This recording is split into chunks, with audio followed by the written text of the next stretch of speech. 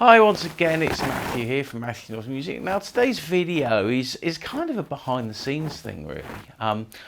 We've got our first Secrets for September gig kind of proper happening this Sunday.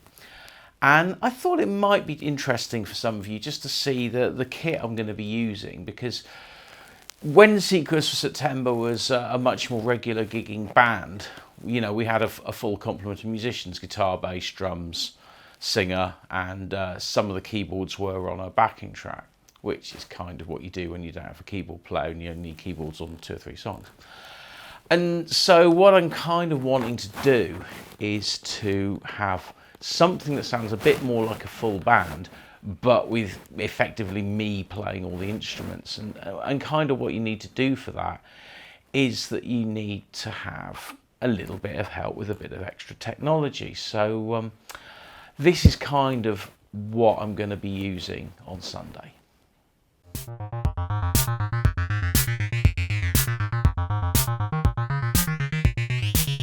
This pedal board then is missing something. It's missing my volume pedal, which is normally here. Now there's a reason for that, which I'll explain a bit later. But I've got a tuner. I've then got the thing called an octave multiplexer, and that's what I use usually when I'm doing solo gigs for playing bass lines. I've then got a distortion pedal, a digital delay pedal, and my looper. Now, how I use this in the context of bass lines, if, for example, I start playing something,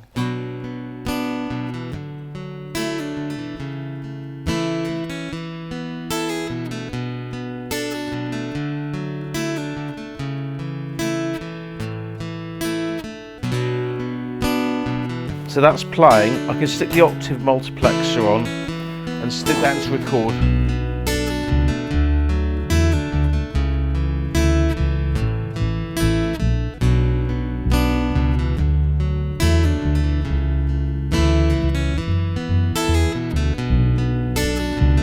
And then that's just playing a loop of the bass and the guitar. So I've got a full accompaniment there. And, you know, I can stick some distortion and some echo on.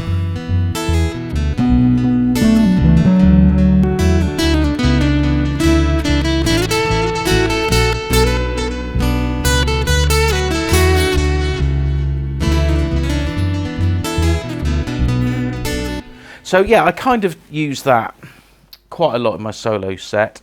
And the only other thing I've got on the end is the reverb pedal, because it's a great sounding reverb. If I turn it off, then so here the reverb kind of adds something really nice to it. So that's my basic pedal board. The only thing I don't have is the volume control, and I normally place the volume control between the distortion and the delay. And the reason for that is I can then sort of swell in notes as I'm playing, really. But I don't really need to do that on this gig, and I'm using that for something else anyway. So we're going to move along now to the next thing I'm going to use, which you can probably hear then, is my bass pedals. These bass pedals are basically MIDI controllers. They're a Roland PK5, and as I press them, I've got a long sustaining note, and that's because I've got a hold set in the settings so that the note just carries on. But if I play, every time I tap the pedal, then it plays an extra note. And then if I stop it, an easy way to stop it is just to hit that button there, and it just stops it playing. And these pedals I've had for years, and they're really built like tank, absolutely solid piece of kit, really. And to get the sound out of the pedals, I'm using this, which is a Korg Volca bass synthesizer, and it's a really great sound module, and it's actually really good as a synth as well. You can just plug a MIDI keyboard into it, and you know, it sounds like a great synth. But I'm kind of using it for sort of bass notes like that. And if I just turn the filter, you know, it's got a really nice fat sound to it. And there's a lot this can do. It's got a built-in sequencer, and you've got 3 oscillators inside it. So it is quite a powerful little synth on its own, but I'm just using it for the absolute basics of playing bass notes, really, because that's all I need it for.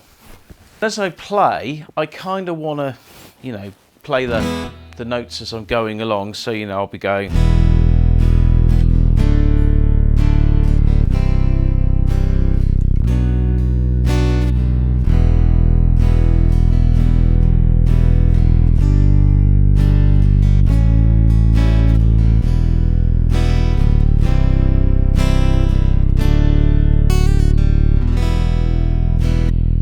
So, you know, that's me playing very basic stuff.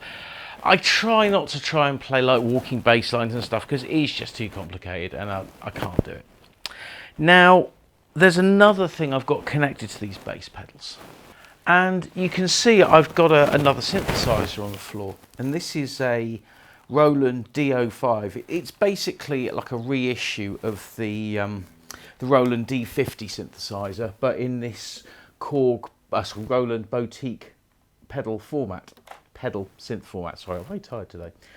And it's got all the D50 sounds in it, and it can be used as a standalone unit with its own proprietary keyboard, like this one here. So you can get one of these keyboards, clip the unit in, and you can use it as a standard synth. This is the JP08, which is the sort of the digital copy of Roland Jupiter 8, really, but it doesn't have as many oscillators in it. And it's a great synth as well. And I was almost going to use this as well for the show, but I'm kind of not going to on this occasion. But I am using this one, and what I'm using it for is its string sounds, and that's why I've got the volume pedal here as well, because I have this playing exactly the same as what's going on with the bass pedals, but I can just bring in the strings as and when required. So I could play a note like an E, and then if I want to bring the strings in, they just come in there.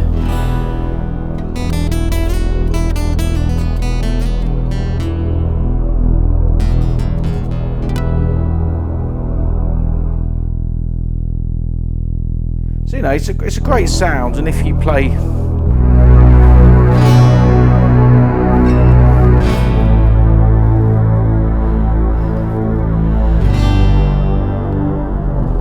and so, you know, it just gives that nice big fat sound. Now, talking of fat sounds, there's one other instrument that I'm going to be using on Sunday, and that's this. This is my Yamaha CS10 analog monophonic synthesizer. Now, I've owned this for, well, as long as I've owned the loop pedal. Actually, I've had this for 17 years now, and actually the first time I did a department factory gig, I actually used this with the loop pedal.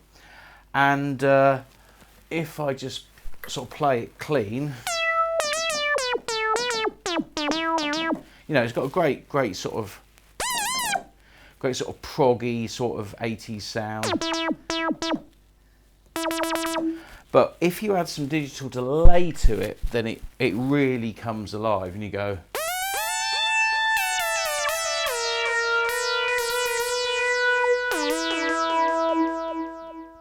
And so, yeah, what I can kind of do really is try and play three things together. So I could get a loop going, which if I go to the loop, I just hit the button. Then I can have some bass. By just tapping my feet on that. Then I could do a guitar solo if I want to.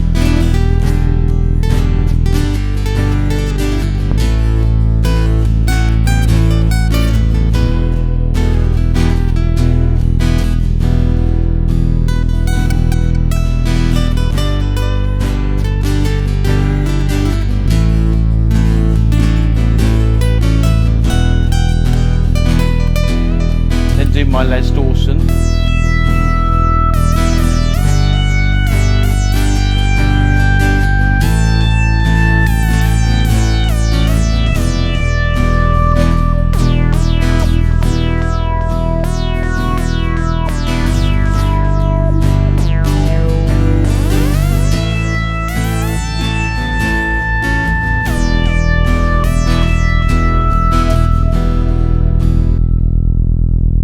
So yeah, in theory, that's kind of how it works. And, you know, I'm still practicing and rehearsing, and, you know, I've got to get together with Ellie and work out the final arrangements. But that's kind of the rig I'm planning on using for this gig on Sunday. So a bit more practice, a little bit more work. But I think we'll get something, you know, approaching a reasonable performance. I'm quietly confident of that. Anyway, hope you enjoyed this little sort of teaser video, really. If you are in the local area, then It's going to be at the Marina Bar in Plymouth, which is down on the Barbican, sort of Sutton Harbour way.